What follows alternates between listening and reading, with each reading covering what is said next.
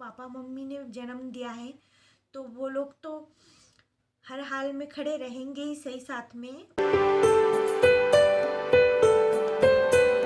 तो फ्रेंड्स, आप सभी लोगों का स्वागत है फिर से एक बार मेरे चैनल लाइफ ऑफ शिवानी मित्रा के और एक नए ब्लॉग में। तो फ्रेंड्स, कल के वीडियो में आप लोगों ने मुझे इतना प्यार दिया है, इतना सपोर्ट किया है, तो उसके लिए मैं बहुत बहुत आप सभी लोगों का शुक्रिया अदा करना चाहती हूँ। और फ्रेंड्स, आप सभी लोग मेरे ऊपर और मेरी बेटी के ऊपर आप लोगों का ऐसे ही आशीर्वाद बनाए रखिए। आशीर्वाद की बात इसलिए कर रही हूँ कि जब किस्मत साथ नहीं देती है तो लोगों की दुआ और आशीर्वाद ही काम आती है। तो इसीलिए मैं चाहती हूँ कि आप सब लोग मुझे दुआ दे और आशीर्वाद दे ताकि मैं सुखी रह सकूं। मैंने जो कल आप लोगों के साथ वीडियो शेयर किया था मेरी शादी को लेके, वो पार्ट 1 था और ये पार्ट 2 है। मेरी शादी को लेके जो जर्नी थी वो बहुत ही लंबी थी और बिल्कुल अच्छी नहीं थी, तो मैं वही सब कुछ आप लोगों के साथ शेयर कर रही हूँ। तो आप लोगों के बहुत से दीदियों के, बहनों के कमेंट आए हैं कि क्या आपने दोबारा शादी कर लिए है, और बहुत सारे ऐसे कमेंट आए हैं। तो मैं उन सारे सवालों का जवाब इस वीडियो में दूंगी। और फ्रेंड्स, मैं तो उसी वीडियो में आप लोगों को सब कुछ बता देने वाली थी, पर वीडियो वैसे ही 20 मिनट का हो गया था तो वीडियो बहुत लंबा हो जाता, इसीलिए मैं पार्ट 1 पार्ट 2 करके आप लोगों के साथ शेयर करूँगी। और फ्रेंड्स, मैं उस वीडियो को शेयर करने में बहुत ज़्यादा डर रही थी, पर आप लोगों का प्यार और सपोर्ट देखकर मुझे थोड़ा हिम्मत मिली है। और फ्रेंड्स, आप लोगों के इतने अच्छे अच्छे कमेंट पढ़ के, आप लोगों ने जो मुझे कमेंट किया है, उन सारी चीज़ों को पढ़ के मुझे आज एहसास हुआ है कि अपनों से अच्छा तो पराये लोग होते हैं। और फ्रेंड्स, मैं ऐसा इसलिए बोल रही हूँ कि अपनों से अच्छा पराये लोग हैं, क्योंकि जब मेरे साथ ये तलाक का ये सब हुआ था तब अपनों ने ही साथ छोड़ दिया था। और आप लोग इतने दूर हो, जिन लोगों को मैं जानती भी नहीं हूँ, उन लोगों ने मुझे समझा, मेरे दुख को समझ सके, ये मेरे लिए बहुत बहुत बड़ी बात है। क्योंकि उस टाइम मेरे अपने ही मुझसे मुंह फेर लिए थे। मुझे आज भी वो दिन याद है और कहीं ना कहीं मुझे ऐसा लगता था कि मेरे साथ ऐसा हुआ है तो कुछ लोगों के लिए अच्छा ही हुआ है, ऐसा भी मुझे ऐसा लगा था कहीं। तो फ्रेंड्स, अब मैं ज़्यादा बात नहीं करूँगी क्योंकि बातें करते करते बातें बहुत लंबी हो जाती है। तो आप लोग जो सुनना चाहते हैं मैं उसी टॉपिक पे बात करूँगी। तो फ्रेंड्स, हुआ ये था कि जब उन्होंने 15 दिन बाद डिवोर्स फाइल किया था और डिवोर्स फाइल करने के बाद उस टाइम से केस चला था, फिर जाके उन लोगों ने जब तक तलाक लिया था मुझसे तब तक 2 साल हो गए थे और 2 साल तक हम दोनों अलग थे। और मैंने आप लोगों को उस वीडियो में बताया है कि मेरे और मेरे हस्बैंड का कोई कांटेक्ट नहीं था उस बीच, बस हम लोग कोर्ट में मिला करते थे। उसके बाद जाके फ्रेंड्स हुआ ये कि तलाक होने के बाद उन लोगों ने मुझसे एक तरफ़ा तलाक ले लिया था और तलाक होने के बाद मैं मेरे लाइफ में थी और वो उनके लाइफ में थे।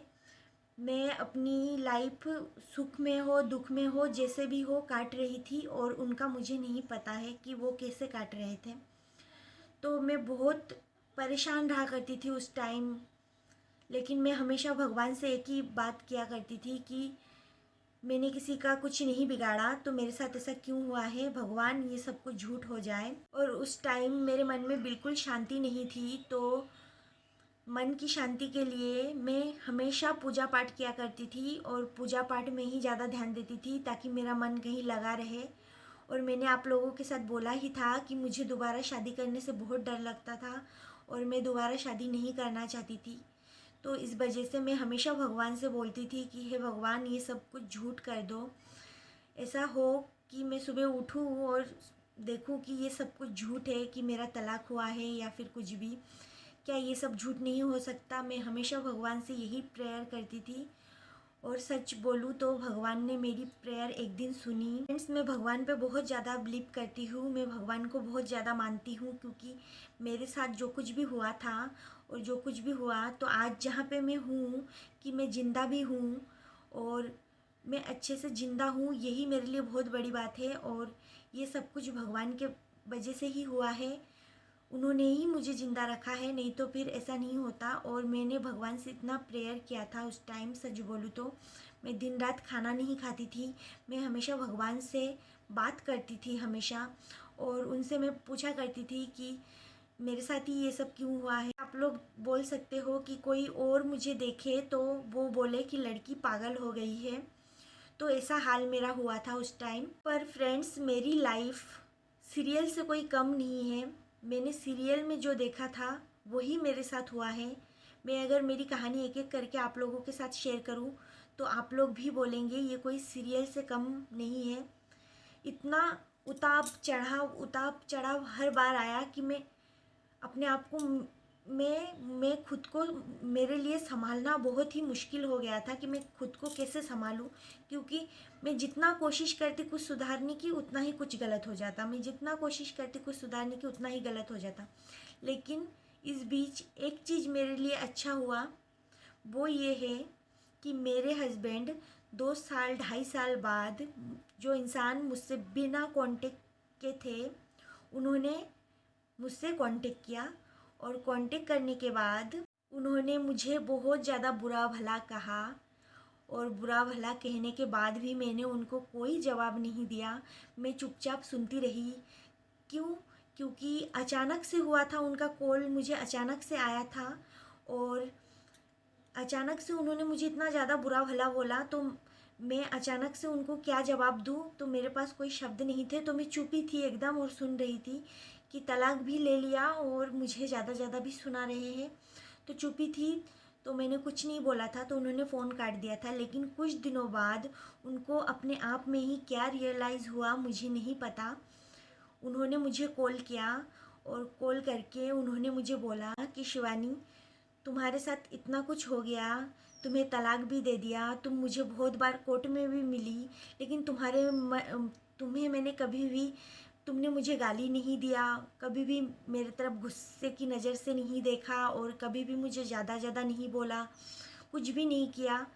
तो क्या पता उन्हें यही सारी चीज़ें बाद में समझ आई। पहले तो उन लोगों ने मुझे पसंद करके लिया था, और बाद में मैं उन लोगों को पसंद नहीं थी 15 दिन के अंदर ही, तो उन्होंने मुझसे तलाक ले लिया था। लेकिन उनके पूरे फैमिली, जिन लोगों ने भी मुझे शादी में मिला था 15 दिन की पहचान में, वो सब लोग हो, उन सब लोगों ने मेरे हस्बैंड को बहुत समझाया था कि तूने गलत किया है, ऐसे किसी का लाइफ ख़राब नहीं करना चाहिए। और उनके दोस्तों ने भी बहुत समझाया था उन्हें। तो इतना समझाने के बाद उन्होंने मुझे शायद इस बात पे ही कॉल किया था। तो कॉल करने के बाद उन्होंने मुझसे बात किया, और मैं तो चाहती ही थी दिल से कि सब कुछ ठीक हो जाए, पर आज जैसा ठीक हुआ है मैं ऐसा ठीक कभी नहीं चाहती थी। मैं कुछ और ही चाहती थी, पर हुआ मेरे साथ कुछ और ही। मैं चाहती थी कि सब कुछ ठीक हो जाए, सब कुछ नॉर्मल हो जाए, उनके मम्मी पापा सब लोग नॉर्मल हो जाए, लेकिन उनके मम्मी पापा कभी भी नॉर्मल हुए नहीं। और हुआ ये मेरे साथ कि मेरे हस्बैंड एक दिन मेरे से 1 दिन 2 दिन ऐसे करके मेरे से बात करने लगे। बात करके शादी के 15 दिन में तो उन्होंने मुझे पहचाना नहीं था, लेकिन बाद में वो मुझे समझने लगे, और समझने के बाद वो मुझे समझने लगे, बात करने लगे। हम दोनों भी फ़ोन पे बात करते थे। फिर जाके मैं उनको यही कहती थी कि तुम अगर मुझे अभी भी लेना चाहते हो तो मैं तुम्हारे पास जाना चाहती हूँ, और मैं चाहती हूँ कि ये सब कुछ सही हो जाए। तुम्हारे मम्मी पापा या फिर मेरे मम्मी पापा, जिनके भी मन में जो कुछ भी है सब कुछ नॉर्मल हो जाए। तो यही मैं चाहती थी, लेकिन ऐसा कभी नहीं हुआ है। और उनके मम्मी पापा बहुत खिलाफ थे कि उस लड़की से तलाक ले लिया है, इतनी मुश्किल से तलाक लिया है, और अब जाके तू उस लड़की को बिल्कुल नहीं लाएगा। और उनको ऐसे ही बोलते थे हमेशा कि तू अगर उस लड़की को लाएगा तो हम लोगों के साथ तेरा कोई संबंध नहीं, उस लड़की को तू नहीं ला सकता। उसके अलावा तू जिस लड़की को लाना चाहता है, जो लड़की बोलेगा हम तेरी शादी उसी से करवाएंगे। लेकिन मेरे हस्बैंड को पता नहीं उस बीच वो मुझे पहचानने लगे थे। और सच बोलूँ तो इस दुनिया में झूठ की कोई जगह नहीं है। जो लोग सच बोलते हैं उन्हीं का ही जगह है। सच को हजारों तरीके से भी बोलोगे तो वो सच ही रहता है, और झूठ को हजारों तरीकों से भी बोले तो वो झूठ ही रहता है। और सच और झूठ इंसान को दिख ही जाता है। हम फ्रेंड्स, मैं मेरे पापा को हमेशा बोलती थी कि पापा, अगर मेरे हस्बैंड मुझे लेने आए। हालांकि तलाक हो गया है, पर कागज़ के टुकड़ों में क्या रखा है, अगर वो मुझे अभी भी लेना चाहते हैं तो मैं उन्हीं के पास जाऊंगी। तो मेरे पापा बोलते थे कि जिन लोगों ने 15 दिन में तलाक फाइल कर दिया है, तू क्या वहाँ पे जाके सुखी रहेगी। तो मैं बोलती थी कि नहीं पापा, मैं वहीं पे जाना चाहती हूँ, देखूँगी, सब कुछ ठीक करूँगी, ठीक करने की कोशिश करूँगी। शुरू में तो मुझे मौका नहीं मिला, पर सच बोलूँ तो कुछ ठीक नहीं होता है, और मेरा सोचना गलत था कि कुछ ठीक होगा। कुछ ठीक हुआ भी नहीं और बहुत ज़्यादा बिगड़ गई है बात। मेरे हस्बैंड को लाख मना करने के बावजूद भी वो मुझे लेना चाहते थे, और उन्होंने मुझे बोला कि शिवानी, सच में मैंने तुम्हारे साथ बहुत बुरा कर दिया है और मैं तुम्हें पहचान नहीं पाया था उस टाइम। तो उन्होंने मुझसे बहुत माफ़ी वगैरह मांगी। और आप लोगों को तो पता ही है, एक औरत जिसकी शादी हुई थी, आप लोग मुझे कोई गलत कमेंट मत करना कि आपको उनके पास नहीं जाना चाहिए था ऐसा। तो आप लोग भी कहीं ना कहीं सही हो। मेरे मम्मी पापा ने भी मुझे मना किया था उस टाइम, पर मैं आखिरी तक यही सोचती रही कि काश मेरी गृहस्थी बस जाए। फिर हुआ एक दिन ऐसा, 2019 23 जनवरी को मेरे हस्बैंड वो मुझे लेने आए। और वो बहुत 2-4 दिन पहले से ही मुझे बोल रहे थे कि मैं तुम्हें लेने आऊँगा। लेकिन मेरे पापा को बिल्कुल भरोसा नहीं था, क्योंकि उन लोगों ने इतना बड़ा धोखा ऑलरेडी कर दिए थे हमारे साथ कि उनके किसी भी बात पे मेरे पापा तो भरोसा कर ही नहीं रहे थे। और कहीं ना कहीं मैं भी भरोसा नहीं कर रही थी कि तलाक ले लिया है तो अब क्या शायद ही मुझे लेने आएंगे, ये तो क्या पता बस बातें ही कर रहे होंगे। तो यही सब मैं सोच रही थी। लेकिन हुआ ये कि 23 जनवरी को 2019 उस दिन वो अचानक रात के 3 बजे हमारे घर आए, उनके 2-3 दोस्तों को लेके साथ। और आके मेरे मम्मी से उन्होंने बोला कि मम्मी, जो कुछ भी हुआ है मैंने गलती किया है और मैं उस टाइम समझ नहीं पाया था। तो अभी मैं समझा हूँ कि मैं बहुत बड़ी गलती करने जा रहा था, तो इस वजह से मैं मेरी गलती को सुधारना चाहता हूँ। और उन्होंने बोला कि मैं शिवानी को लेके जाना चाहता हूँ, और जो भी तलाक हमारे बीच हुआ है उसको मैं कैंसिल करवाना चाहता हूँ। और फ्रेंड्स, मैंने तो तलाक होने के बाद, हमारे बंगालियों के अंदर ये चूड़ी और ये सिंदूर ही सुहाग माने जाते हैं, तो मैंने ये सब कुछ उतार भी दिया था। और तलाक भी हो गई थी मेरी, तो मैंने सब कुछ उतार दिया था। और उतारने के बाद कम से कम 6-7 महीने तक मैं ये सब नहीं लगाती थी, क्योंकि मेरे तलाक हो चुका था, मैं पहले जैसे बन चुकी थी। तो यही सब था। फिर जाके वो जब आए, तब मेरे मम्मी ने बोला तलाक हो गया, मेरे पापा ने बोला तलाक हो गया तो हम लोग ऐसे तो नहीं भेज सकते, दोबारा शादी करवाना पड़ेगा। तो फिर 23 जनवरी के दिन 2019 में मेरी उनसे दोबारा फिर से शादी हुई। और शादी होने के बाद यहाँ से, जहाँ पे मेरा ससुराल है, वहाँ पे हम लोग गए कोर्ट से। फिर जाके मेरे हस्बैंड ने वो जो तलाक था, उन्हीं जिस वकील ने मेरा तलाक का केस लड़ा था, उन्हीं से फिर कैंसिल करवाया। कैंसिल करवाने के बाद वो मुझे वहाँ पे रखे। लेकिन फ्रेंड्स, इसके अंदर और एक बात ये है कि उनके मम्मी पापा राजी नहीं थे। वो सब कुछ छोड़ के आए थे मेरे पास कि मैं बहुत बड़ा गलती करने जा रहा था, तो मैं ये गलती नहीं होने दूंगा। मुझे उस टाइम समझ नहीं आया था, लेकिन अब मुझे समझ आया है। और मैं इसलिए इस बात के लिए मेरे हस्बैंड को बुरा नहीं समझती हूँ, क्योंकि देखिए फ्रेंड्स, अरेंज मैरिज थी हम दोनों की। और अरेंज मैरिज में उन्होंने मुझे जाना ही कितना था और पहचाना ही कितना था। लेकिन मम्मी पापा, जो लोग बचपन से मतलब मम्मी पापा जिन लोगों को वो बचपन से देखते आ रहा है, और मम्मी पापा के ऊपर कौन मम्मी पापा की बात नहीं मानेगा, कि मम्मी पापा ने शादी करवाया तो उन्हीं को बुरा लगा, तो वो उन्हीं की बातें तो मानेगा ना। तो वही सब कुछ वो मान रहे थे। और फिर जाके ये चीज़ कभी नहीं सुधरी। फ्रेंड्स, मैं अगले वीडियो में आप लोगों को बताऊंगी कि उन्होंने मुझे एक्सेप्ट किया तो उन्हें क्या क्या खोना पड़ा, और मुझे मेरे लाइफ में क्या क्या खोना पड़ा। शायद मुझे आज के डेट पे ये लगता है कि मैं उनके साथ नहीं जाती तो शायद उनके साथ भी ये सब नहीं होता, और मेरे साथ भी ये सब नहीं होता, इतना बड़ा झमेला ही नहीं होता। क्योंकि फ्रेंड्स, मैं अगले वीडियो में बताऊंगी कि जब मेरे हस्बैंड मुझे लेके गए तो फिर मैं पापा के घर पे क्या कर रही हूँ और मैं यहाँ पे क्यों रहती हूँ। देखिए फ्रेंड्स, कोई भी अपने पापा के घर पे नहीं रहना चाहते हैं, और किसी भी लड़की की शादी हो जाती है तो वो अपनी खुशी से पापा के घर पे कभी नहीं रहना चाहते हैं। सबका अपना अपना स्वाभिमान होता है, और शादी के बाद पापा के घर में रहना ये अच्छी बात नहीं है और दिखने में भी अच्छा नहीं लगता है, पर सबकी अपनी अपनी मजबूरी होती है। इस वजह से ही मैं पापा के घर में हूँ। आप लोगों को तो पता ही है कि पापा मम्मी ने जन्म दिया है तो वो लोग तो हर हाल में खड़े रहेंगे ही सही साथ में। और फ्रेंड्स, आप लोग मुझे बोलते हो कि दीदी रोया मत करो, पर पुरानी बातें अगर याद आती है तो रोना आ ही जाता है।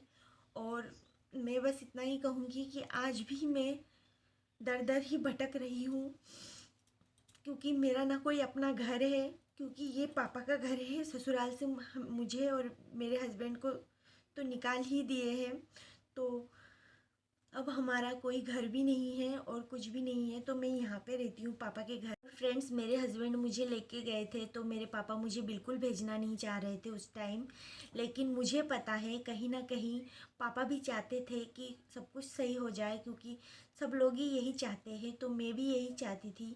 लेकिन सच में मैंने वो सारा सब कुछ सह लिया था।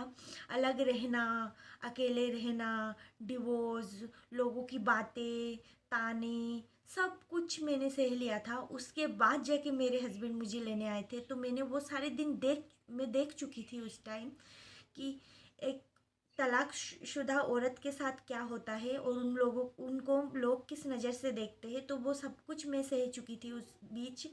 और उसके बाद मेरे हस्बैंड आए थे, तो मैं गई थी इसीलिए बस कि ताकि मैं लोगों का मुंह बंद कर सकूं और मुझे मेरे पापा के घर पे भी ना रहना पड़े। और आप लोगों को तो मैंने शुरू में ही बताया था कि मैं दूसरी शादी कतई नहीं करना चाहती थी, और ये चीज़ मेरे हस्बैंड को भी कहीं से पता लगा था कि शिवानी दूसरी शादी कभी नहीं करना चाहती है और वो कभी नहीं करेगी। और मैं हमेशा घर पे बोलती थी कि मम्मी, चाहे कुछ भी हो जाए, मैं अकेली रहूँगी, पूरी ज़िंदगी अकेली रहूँगी, पर मैं दूसरी शादी कभी भी नहीं करूँगी। क्योंकि फ्रेंड्स, पता नहीं, मेरा पर्सनल है कि मैं खुद दूसरी शादी नहीं करना चाहती थी।